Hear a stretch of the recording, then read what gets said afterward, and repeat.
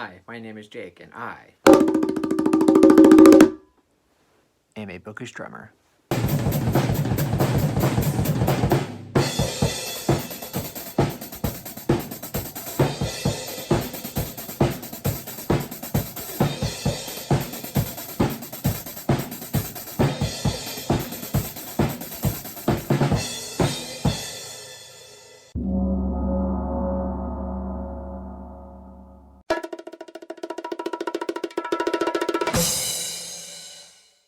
Welcome back to another episode of my Ranking Stephen King Decades series. And for this episode, it's going to be part 2 of my 2000s ranking list. And if you haven't seen part 1, I'll leave a link down below. You can go check out my least favorite books from the 2000s for Stephen King. And for this video, it's essentially going to be my favorite books that Stephen King wrote in the 2000s. And once you finish the video, please put down below what are your favorite and least favorite Stephen King books from the 2000s, and if you want to rank all of them, or at least rank the ones that you've read, please feel free to do so. I'd love to chat with you about it in the comments. But anyway, let's get to my list, and without further ado, let's go ahead and jump right into it.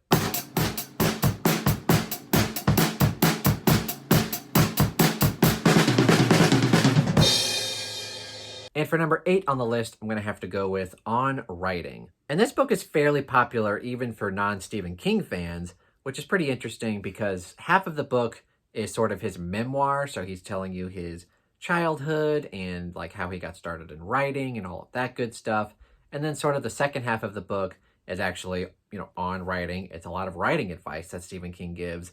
And a lot of writers read this book because, Stephen King, fairly well-known, popular author, him giving out writing advice is pretty good. And when I tried to write some short stories, I definitely read this and got some really good advice in it too. But for me, whenever I go back to reread this, I'm going to mainly read it for the memoir part. That is the most interesting part for me. But I did really enjoy both sides of it. And of course, it is very short, which is also good.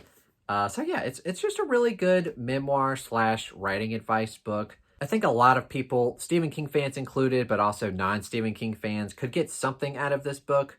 And for that reason, I'm going to put it at number 8 on the list, On Writing.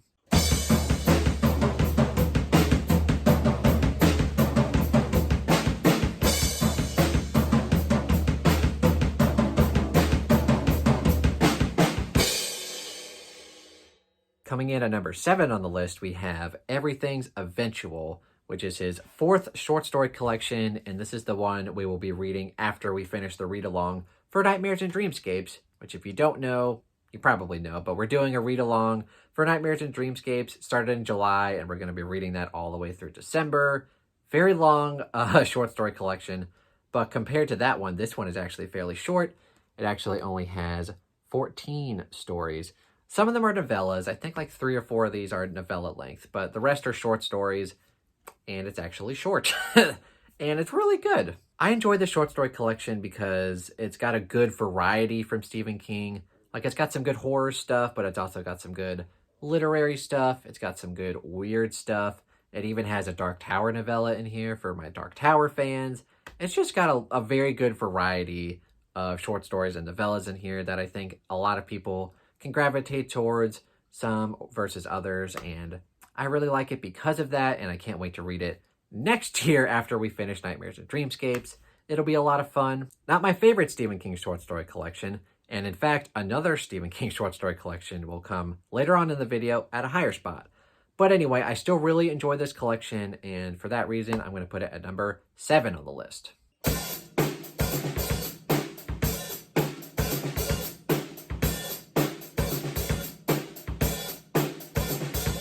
And for number 6 on my list, I'm going to have to go with another Dark Tower novel, and that will be The Dark Tower, Book 7, and it's the final book chronologically in the Dark Tower universe.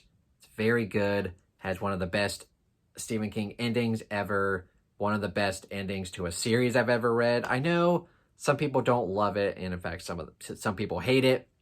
I really like it. I thought it was pretty clever. Most of the book is fairly good. I really like it. It's got a lot of just heart-wrenching moments that just like, oh man. And of course, it's Stephen King writing the final book in a huge epic fantasy series. So there's going to be some just gut-wrenching moments, right? And that stuff was really good. It's not perfect, though. It's got some stuff that I don't love. There's like a scene in like the middle of the book where I'm like, why? There's some really anticlimactic stuff in the book. Not the very, very ending. The very ending is great. But towards the middle of the book, there's something that I really don't like. And then towards the end, almost to the very ending of the book, there's another kind of anticlimactic scene where you're just like, really? Like, that's how it ends? But the very ending is so good. And most of the book is pretty good. Not my favorite Dark Tower novel. I'd still give it around 4 stars, though. I think it's a terrific ending to a terrific series. So for that reason, it comes in at number 6 on the list.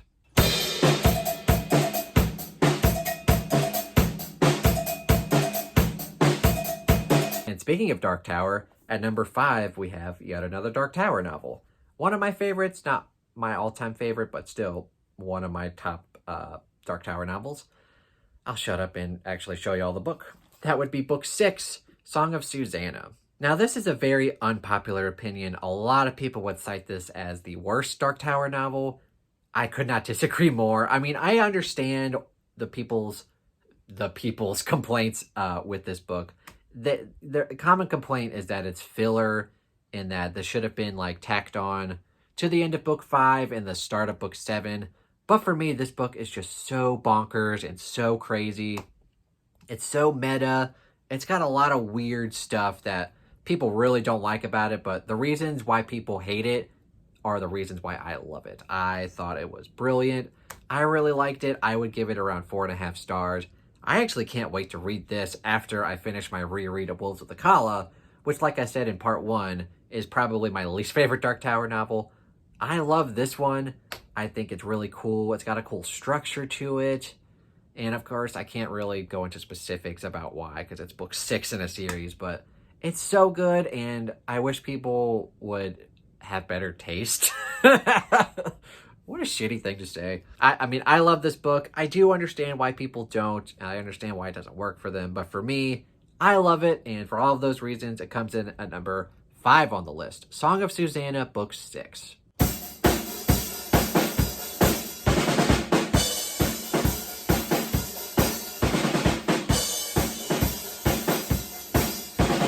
Coming in at number 4 on the list, we have Blaze by Richard Bachman, aka Stephen King. And this book was published in 2007, and this is so far been the last Richard Bachman book that he's published.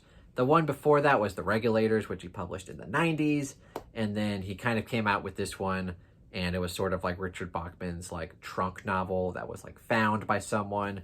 And in true fashion, Stephen King actually wrote this book, I think back in the 70s or 80s, and he didn't feel like it was good enough to be published at the time, which I think is crazy because it's one of my favorite Richard Bachman books that he wrote. I think it's really good, and I actually am going to be rereading this soon because me and Josephina will eventually do a live show where we talk about the last 3 Richard Bachman books, Thinner, The Regulators, and Blaze. And I'm getting ready to reread this one. I wish I would have been able to reread it before I made this video, but you know, I have poor planning skills. But from what I remember, I really, really enjoyed this book, and I'm pretty sure I'm going to love it just as much the second time. It's really good. I wish more people would read it and discuss it. And Josephina read it, and she really liked it, so that's good. Yeah, it's just a really good Richard Bachman book. And for that reason, it's coming in at number 4 on the list.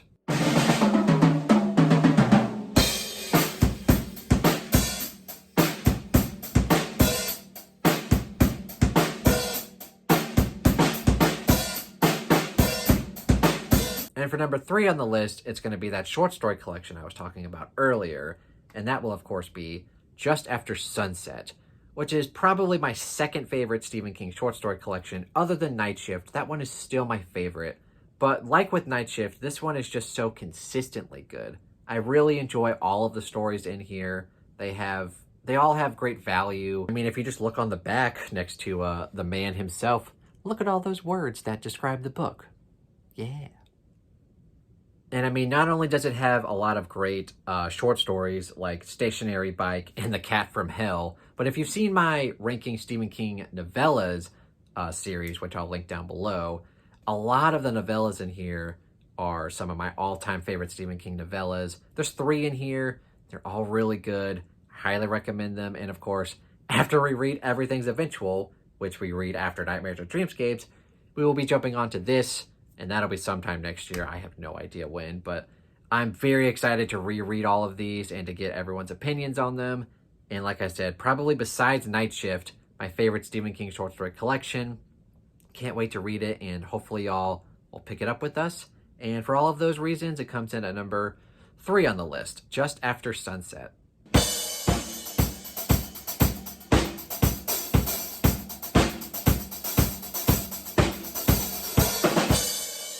And number 2 on the list,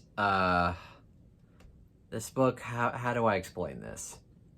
Very unpopular, and it even shocks me that it's this high on the list. But it's so good. It's so good.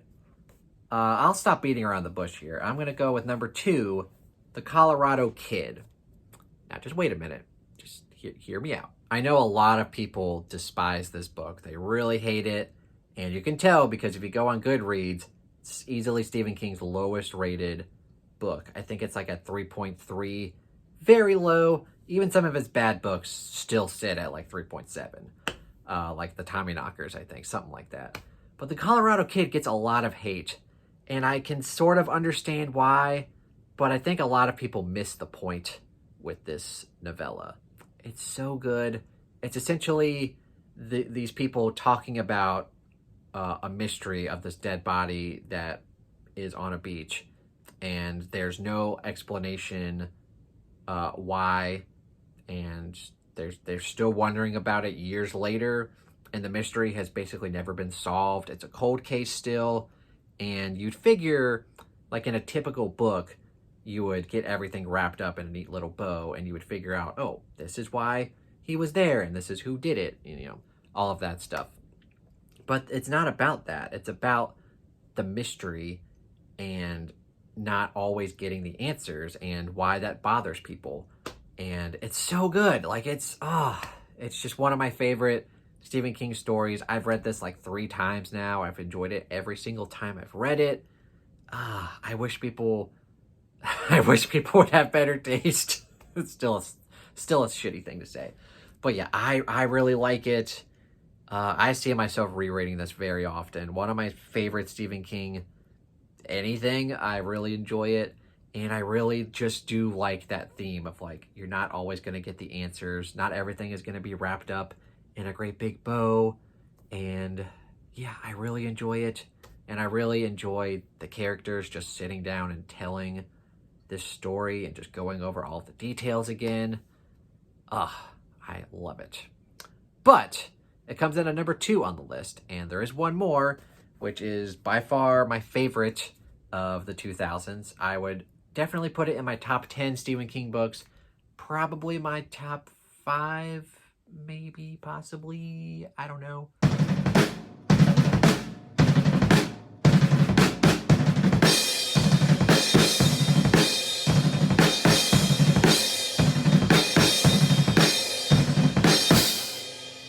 For number 1, I'm going to go with Duma Key. I love this book. And that's all you need to know. No, but seriously, I love this book. And I actually got to reread this because it was a Patreon winner for, I don't even remember what month it was, but I reread it recently. I loved it just as much the second time. It's just one of those very unique Stephen King books that not a lot of people have read, but most King fans who have read this really, really enjoy it and would put it in their top 10, just like me. It's so unique, and I love that it's written in first person. I love the unique setting of Florida, like on a beach, which is very atypical of Stephen King. I can't really find a flaw with this book. I really love it. And I won't go into too much more detail just because I do have a dedicated review for it. And if you want to listen to my rambly thoughts about that, I basically gush about it the whole time. So you can go check that out. But just know that this is definitely my favorite book that Stephen King wrote in the 2000s. I love it. I will definitely be rereading it often. And I really wish it would get an adaptation because I think it deserves one. I think it deserves like a cool mini series, like either like a 4-episode or even like a 10-episode mini series on this story and Egbert Freemantle and Wireman. Oh man, probably two characters I would put in my top 10 favorite Stephen King characters. They're really good. All right, I think I've gushed enough about this book. If you have not read this and you're a constant reader, I highly recommend checking it out. I love it so much. Of course, it's 5 stars, obviously. That'd be funny if I was just gushing about it and I was like, yep, 3 stars. So yeah, Duma Key comes in at number 1 on the list for my favorite book from the 2000s, written by Stephen King. All right, so that is my list for my ranking of Stephen King's 2000 books. The end of part 2, and like I said, part 1 linked down below. Go check that out if you haven't seen it. And yeah, that's how I would rank them. Please let me know how you would rank them. Please let me know what your favorites and least favorite are from the 2000s. Do you agree with me and that Duma Key is a terrific book? And please explain why I'm wrong about the Colorado Kid. Leave all your great comments down in the comments below, and I will gladly chat with you about those. And of course, if you enjoyed this video, please give it a thumbs up and consider subscribing to my YouTube channel and the Bookish Drummer Discord. And if you'd like to further support me, go check out my Patreon page and see what that's all about. But anyway, thank you guys so much for watching and have a terrific day.